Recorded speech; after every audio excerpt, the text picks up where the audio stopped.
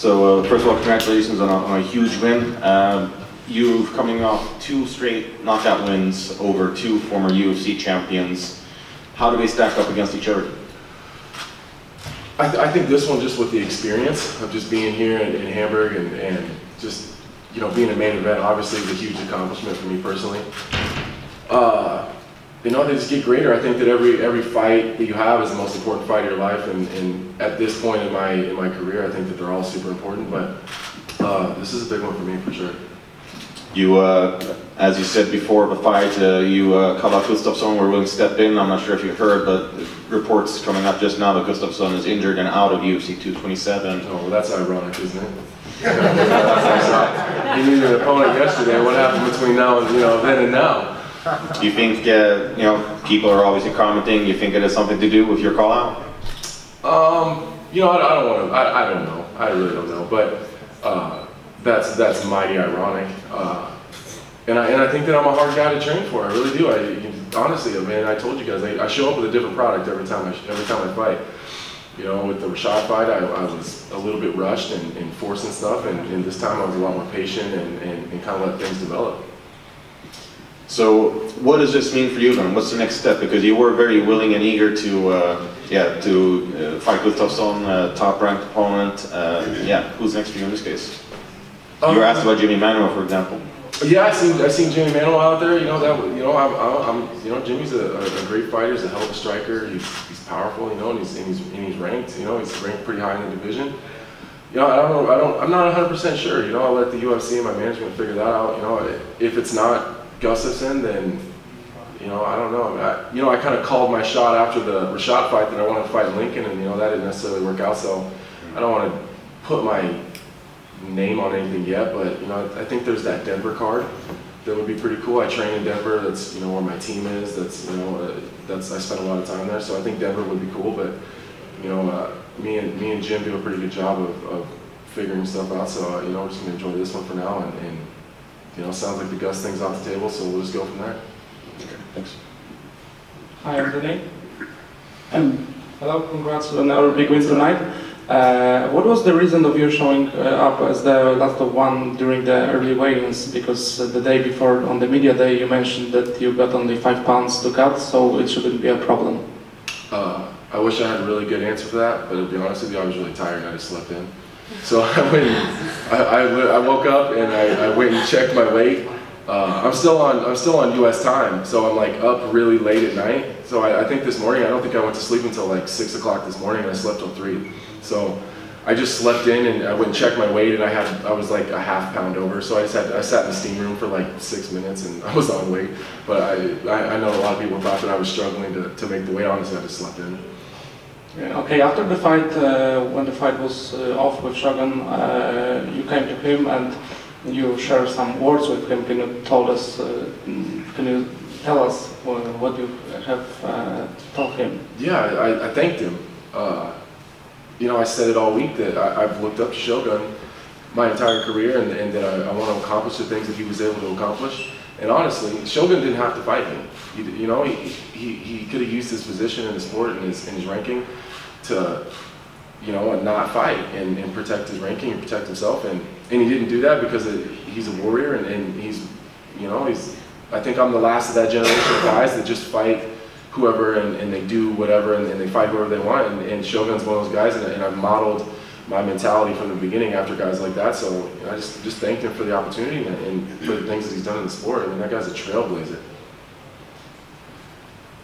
Okay, hey, what do you think about this whole Cormier situation? I mean, he said he would fight Shogun next, but I guess you just ruined his plans. I did. Yeah, so what do you think? Who should he fight next? Who's next on the line? For DC? What do you see? Yes, in that heavyweight. Yeah, I don't know. I know that DC, you know, wanted to fight Shogun for whatever reason and completely looked past me, and, you know, I think I said this last week, you know, I let them keep talking about each other, but, you know, the whole topic of conversation is going to change after this fight. I think that's where we're at right now. So I don't know. I don't know what DC's got planned. You know, we'll see what other trick he pulls out of his sleeve. Right. obviously you've had 2 massive wins now since moving to 205. Can you just kind of talk about your move to this division and how that's affected your performances and how you feel at this weight class? Just not cutting that extra 20 pounds or whatever it is huge. You know, I'm already a pretty tall and lean guy, so getting to 185 pounds is not only awful for me, it's awful for everybody around me. Everybody suffers when I'm making 185. My family, you know, has to deal with me being crabby and grumpy and not real involved all the time when I start getting close. And my poor coaches and manager have to sit in the sauna with me the entire time because I wouldn't be able to do it if they weren't in there with me. So everybody suffers, you know, and my training suffers. I'm not nearly as focused in the gym. I'm just trying to get through the shit, you know, and just going through the motions. And at 205, I'm happy. I'm focused. You know, I can really focus with my jiu-jitsu coach Scott and my head coach Mark about the little details in this sport, which you don't have time to focus on if you're cutting 35 pounds, you know. So I just wish I would have done it earlier, but it's going great so far. And how far away do you think you are from getting that title shot? Yeah, I don't know. You know, the top of the division is a disaster right now. You know, so you know Shogun was supposed to be next, and now he's not.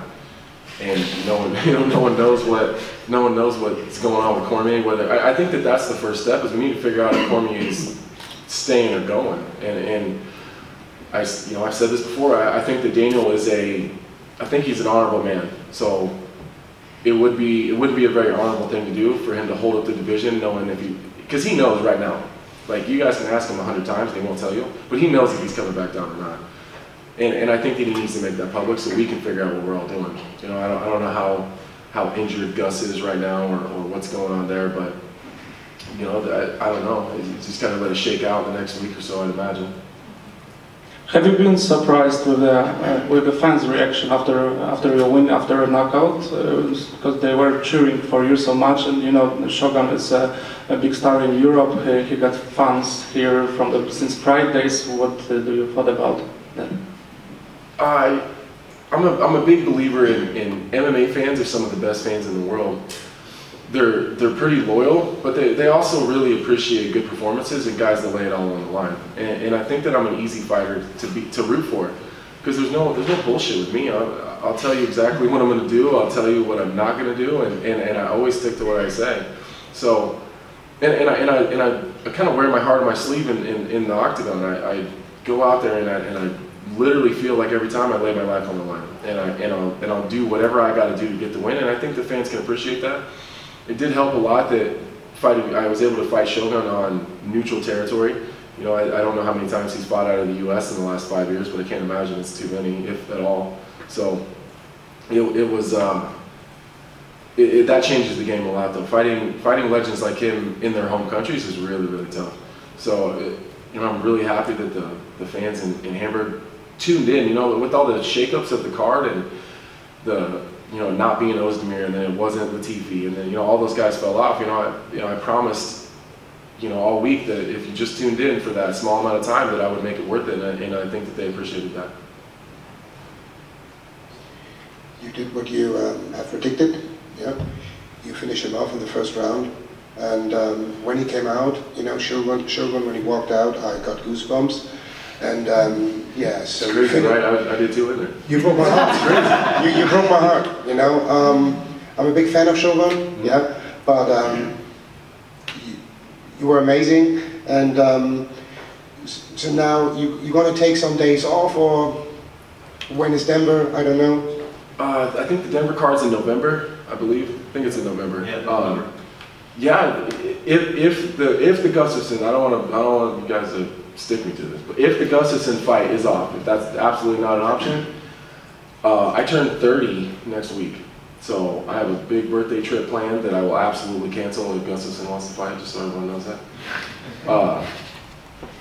You know, I'm gonna go enjoy that. I'm gonna get home to my 3 young daughters. You know, I had the entire camp for Rashad, the fight, and then I was home for a little while, and then this popped up, you know, so right when I started getting back in the groove of things and enjoying the summer with my kids and my fiance, you know, this popped up, so I had to jet back out to Denver and finish the time there and then come here for a week. So I just really miss my kids, you know, I miss my kids, I miss my family, So I mean, that's number one, is just get back to the States as fast as I can and spend time with them. And you know, me and Jim and the UFC will sit down and we'll navigate this whole mess at 205 and see where we look or see what it looks like and go from there. But that's my plans right now if the Gustafsson fight is not available.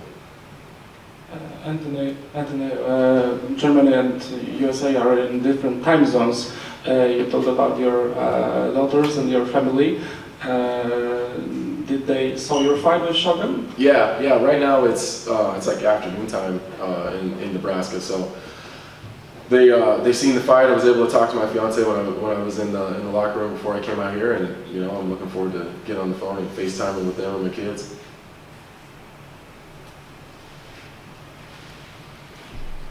All good? Cool. Thanks a lot, guys. Thank you.